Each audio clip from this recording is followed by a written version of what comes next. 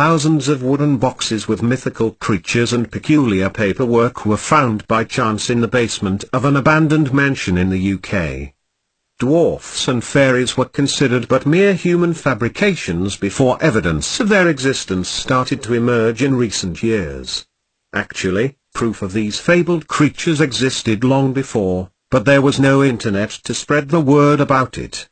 In 2006, while leveling a site to make way for a new residential neighborhood, workers came across a worn-out mansion belonging to a man named Thomas Theodore Merrillon.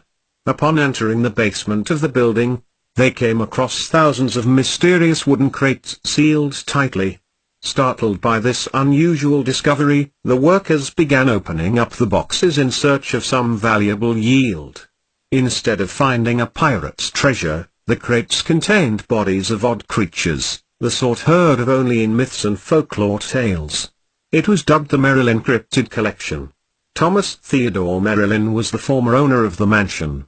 He was a cryptonaturalist, zoologist and xenoarchaeologist born in 1782 in Hellingshire, North England. Other than his unusual hobby of collecting remains of uncatalogued species, he is also recalled for his tremendous lifespan, 160 years.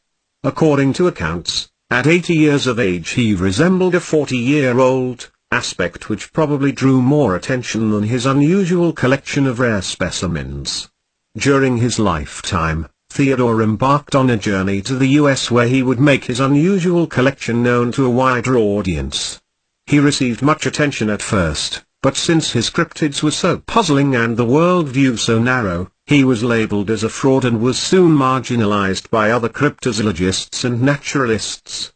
While on this endeavor, he befriended several prominent mathematicians and biologists who were intrigued by his work, and also approved some of his concepts in fringe physics and chemistry.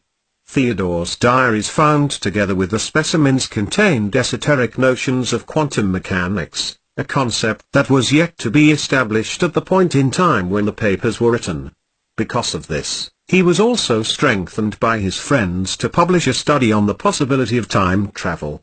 As with most paradigm-threatening individuals, Theodore was soon to fall in dismay after he was accused of theft from another collector of rare specimens. His reputation was astray, so he returned back into vagueness.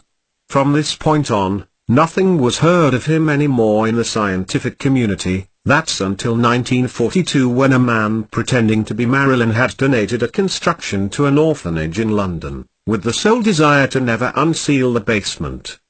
The man looked no older than 45, so he was presumed to be a relative of Theodore. This was the last time anyone heard anything of him.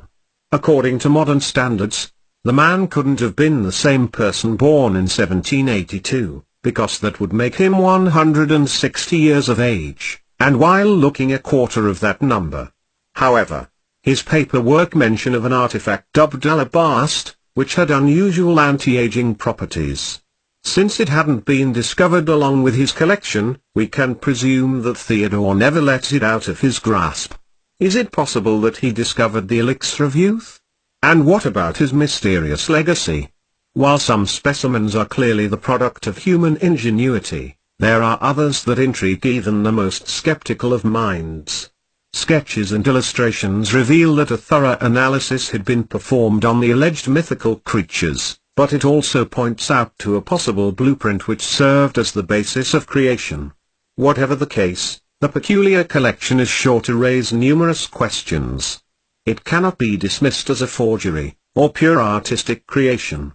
So, if proven authentic, it will challenge numerous notions imposed by our modern culture.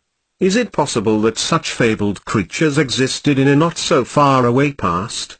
If so, why would such an alternative reality be concealed